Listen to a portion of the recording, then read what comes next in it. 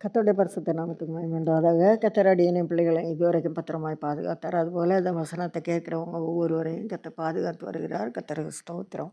இன்னைக்கு நம்ம பார்க்க போகிறது யோனா ஏற்கனவே பார்த்துருக்கோம். நான் கொஞ்சம் கூட சொல்லித்தரக்கு வேண்டி திருப்பியும் அதில் ஒன்று சொல்லித்தரேன். உலகத்தில் நிறைய ஒழுங்குகள் உண்டு. அப்போ அதில் நம்ம ஒவ்வொரு ஊருக்கு போகிற வழியிலெல்லாம் அறிவிப்பு பலகை இருக்கும். Nagercoil 10 kilometre, 5 kilometre, Tirunelveli 20 kilometre, Madurai 60 kilometre, Tiruchi 80 kilometre, இப்படி அங்கங்கே போர்டுகள் இருக்கும். அப்போ அதை பார்த்து நம்ம அந்த ஊரை கணக்காக்கி நம்ம போகலாம். அப்படி எச்சரிப்பு பலகையும் இருக்கும். இது விபத்து பகுதி மெதுவாக செல்லவும் அப்படின்னு இருக்கும். வளைவான பகுதி மெதுவாக செல்லவும், இப்படி பல காரியங்கள் ரோட்டில் நிறைய ஒழுங்கு உண்டு. அப்போ அது வண்டி ஓட்டுறவங்களுக்கு அதெல்லாம் கட்டாயம் தெரியணும். நம்ம அதை கவனமாக போனால் நமக்கு ஆபத்து ஒன்றும் இல்லாமல் நம்ம போக வேண்டிய இடத்துக்கு போய் சேரலாம். ஒவ்வொரு வீட்டிலையும் ஒவ்வொரு ஒழுங்கு இருக்குது. ஒவ்வொரு தெரு ஊரில் ஒவ்வொரு ஒழுங்கு இருக்குது. தேவன் மனுஷர்கிட்டையும் நிறைய ஒழுங்கு எதிர்பார்க்காரு. அவர் சொல்லி கொடுத்துருக்காரு, இப்படியெல்லாம் நீங்கள் ஜீவிக்கணும், இதெல்லாம் செய்யணும், இதெல்லாம் செய்யக்கூடாதுன்னு. ஆதாமுக்கிட்ட ஆலோசனை சொல்லியிருக்காரு, ஏனோக்கிட்ட ஆலோசனை சொல்லியிருக்காரு, ஆபிரகாம், ஈசாக்கு, யாக்கோபு, இப்படி ஒவ்வொருத்தர்கிட்டையும் ஆலோசனை சொல்லியிருக்காரு. அவங்க எல்லாம் ஆண்டவருக்கு கீழ்ப்படிஞ்சு ஜீவிச்சிருக்காங்க. ஒவ்வொரு தீர்க்கதரிசிகள்கிட்டையும் ஜனங்களை நல்வழிப்படுத்துறதுக்குள்ள ஆலோசனையை தீர்க்கதரிசிகள்கிட்ட சொல்லுவார்.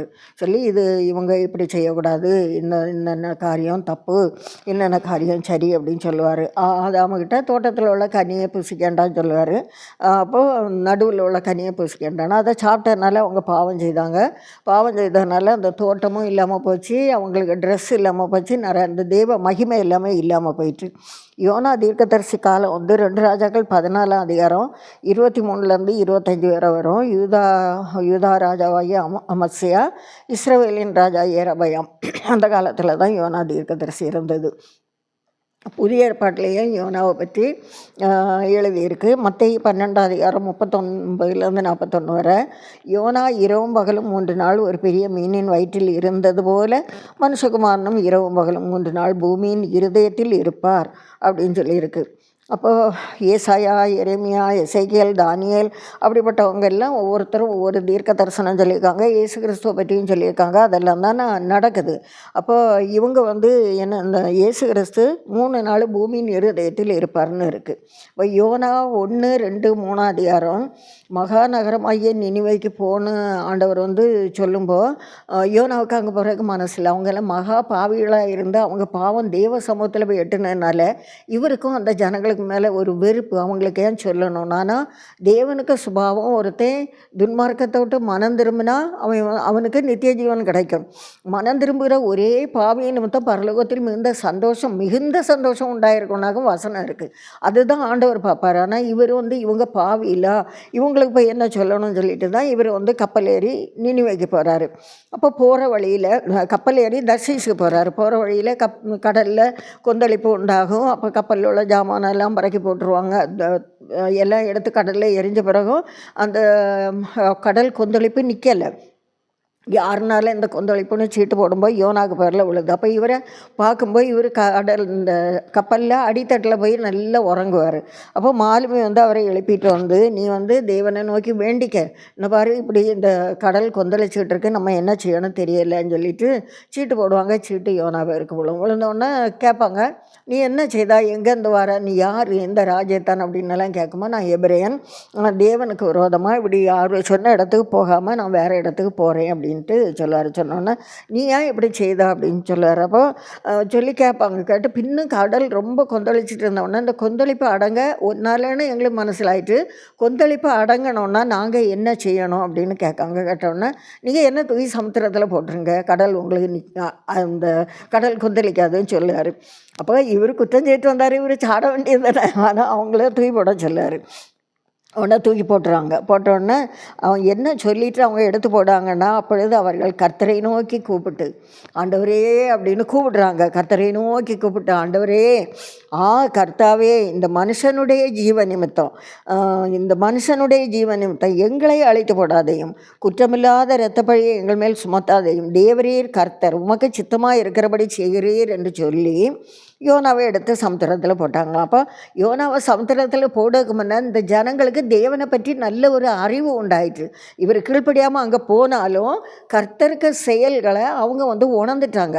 அப்போ ஒரு மனுஷன் தேவனுக்கு விரோதமாக போனால், தேவன் சொல்லியதை கேட்காம போனால் இந்த மாதிரியெல்லாம் சம்பவிக்கும்னு அந்த ஜனங்களை அறிஞ்சதுனால அவங்க ஆண்டவர்கிட்ட ஜெபம் பண்ணுறாங்க.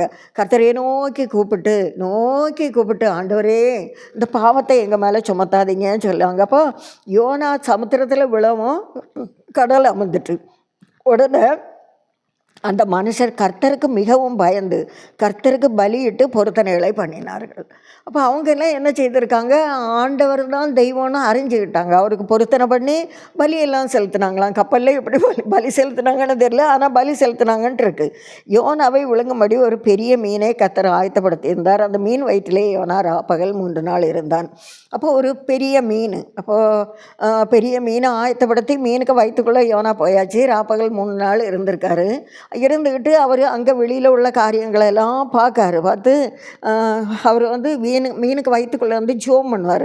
ஜோம் பண்ணி, சமுத்திரத்தின் நடு மையமாகிய ஆழத்திலேயே நீர் என்னை தள்ளிவிட்டீர், நீரோட்டம் என்னை சூழ்ந்து கொண்டது. அப்போ அவர் நீரோட்டத்தை பார்க்காரு. உம்முடைய வெள்ளங்களும் அலைகளும் எல்லாம் என் மேல் புரண்டது. மீனுக்கு மேலே தான் புரண்டு போகுது, ஆனால் அவர் அப்படி சொல்லுவார், நான் உமது கண்களுக்கு எதிரே இராதபடிக்கு தள்ளுண்டேன், ஆகிலும் இன்னமும் உம்முடைய பரிசுத்த ஆலயத்தை நோக்குவேன் என்றேன். தண்ணீர்கள் பிராணபரியந்தம் என்னை நெருக்கினது, ஆழி என்னை சூழ்ந்தது, கடற்பாசி என் தலையை சுற்றி கொண்டது. இதெல்லாம் இருந்துட்டும் ஆண்டவரே, நான் உம்மை நோக்கி கூப்பிடுவேன் அப்படின்னு சொல்லார். கர்த்தரை நோக்கி விண்ணப்பம் பண்ணார். பர்வதங்களின் அடிவாரங்கள் பரியந்தமும் இறங்கினேன். அப்போ அந்த பூமி கடலுக்குள்ளேயும் மலைகள் எல்லாம் இருக்குது. மலை இந்த உலகத்தில் போல தான் கடலுக்குள்ளேயும் மலை தரை எல்லாம் மேடு பள்ளம் அந்த மாதிரிலாம் இருக்குது. அதில் பர்வதங்களின் அடிவாரங்கள் பரியந்தம் இறங்கினேன். மீன் அங்கெல்லாம் கொண்டுட்டு போகுது இவர். அதனால சொல்லார். அப்போ ஒரு ஜெல்லி மீன் மாதிரி ஆக்கியிருப்பார். ஒரு வழியிலெல்லாம் பார்த்து இந்த கடலுக்கு தன்மை, அந்த மலைக்கு அடிவாரம் இதெல்லாம் இவர் பார்க்காரு. பூமியின் தாழ்பால்கள் என்னென்றைக்கு என்னை அடைக்கிறதா இருந்தது, ஆனாலும் என் தேவனாய கர்த்தாவே, நீர் என் பிராணனை அழிவுக்கு தப்புவித்தீர். நீர் என்ன அழிக்காமல் என்னை தப்புவிச்சிட்டு இருப்பா.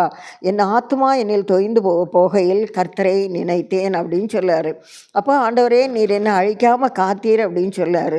பொய்யான மாயை பற்றிக்கொள்கிறவர்கள் தங்களுக்கு வரும் கிருபையை போக்கடிக்கிறார்கள் அப்படின்னு சொல்லார். நானோவெனில் துதியின் சத்தத்தோடு உமக்கு பலியிடுவேன், நான் பண்ணின பொருத்தனையை செலுத்துவேன், ரட்சிப்பு கர்த்தருடையது அப்படின்னு சொல்லார். அப்போ ரட்சிப்பு கர்த்தருடையதுன்னு சொல்லவும் ஆண்டவர் மீனுக்கு சொல்லார். மீன் அவரை கரையில் கொண்டு போய் கக்கியாக போட்டு மீனுக்கு கக்கலும் யோனாவும் சேர்ந்து வெளியில் விழுவாங்க. அப்போ ரொம்ப மனமாக இருந்திருக்கும்ல அப்படி. ஆனால் அது எதுக்கு அடையாளம் சொல்லி இங்கே இருக்குன்னா, 1 பேதுரு 3:19-20 மத்தேயு 12:39-41 வரை, யோனா இரவும் பகலும் 3 நாள் பெரிய மீனின் வயிற்றில் இருந்தது போல மனுஷகுமாரனும் இரவும் பகலும் 3 நாள் பூமியின் இருதயத்தில் இருப்பார் அப்படின்ட்டு சிலர் யார் மத்தேயு எழுதுவார்.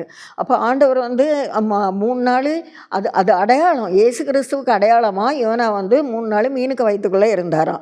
ஆனால் இங்கே இயேசு கிறிஸ்து என்ன செய்யார்னா, 1 பேதுரு 3:18-20 வரை, அவர் மாம்சத்திலே கொலையுண்டு ஆவியிலே உயிர்ப்பிக்கப்பட்டார். அந்த ஆவியிலே அவர் போய் காவலில் உள்ள ஆவிகளுக்கு பிரசங்கித்தார். இப்போது அந்த நினிவே கவிழ்க்கப்பட்டு போன்னு சொல்லி இவர் பிரசங்கிக்கார். அதே போல் அந்த கவிழ்க்கப்பட்டு போன்னு பிரசங்கிக்கார். ஆனால் அந்த ஜனங்கள் எல்லாரும் மனம் திரும்பிடுவாங்க. அது 100க்கு 100 ரட்சிப்பு யோனாக்க பிரசங்கத்தினால தான். அதை இயேசு கிறிஸ்துவே சொல்லுகார்ல, அவங்க இந்த யோனாவின் பிரசங்கத்தை கேட்டு நினிவே பட்டணத்தார் மனம் திரும்பினார்கள், யோனாவிலும் பெரியவர் இங்கே இருக்கிறார். அப்போ அவருக்கு வசனத்தை கேட்டு எவ்வளோ பேர் மனம் திரும்பணும்? இங்கே 100% ஆட்கள் மனம் திரும்பிட்டு. அப்போ அந்த ஆவிகள் எப்போ உள்ளதுன்னு சொன்னால், நோவா பிழையை ஆயத்தப்படுத்தின காலத்தில் கொஞ்சம் கீழ்ப்படியாமல் வெளியில் கிடந்தாங்கல்ல, அவங்களுக்கு மேலேயும் ஆண்டவர் இறக்கம் வச்சு அவங்க எல்லாம் பாதாளத்தில் கிடக்கிறாங்க. அங்கே போய் அவங்களுக்கு ரட்சிப்பை பற்றி சொல்லுறதுக்கு போயிருக்காரு. நீடிய பொறுமையாக இருந்து காத்திருந்த போது கீழ்ப்படியாமற் போனவைகள். அப்போ அவங்க நோவா அவ்வளவு அவங்களுக்கு சொல்லி கொடுத்துட்டோம், அவங்களும் கீழ்ப்படியாமல் போனவங்க. அந்த சிலராகி 8 பேர் மாத்திரம் காக்கப்பட்டாங்க. ஆனால் ஆண்டவர் அவங்க மேலேயும் இறக்கப்பட்டு அங்கே போய் அவங்களுக்கு சுவிசேஷம் சொல்லாரு.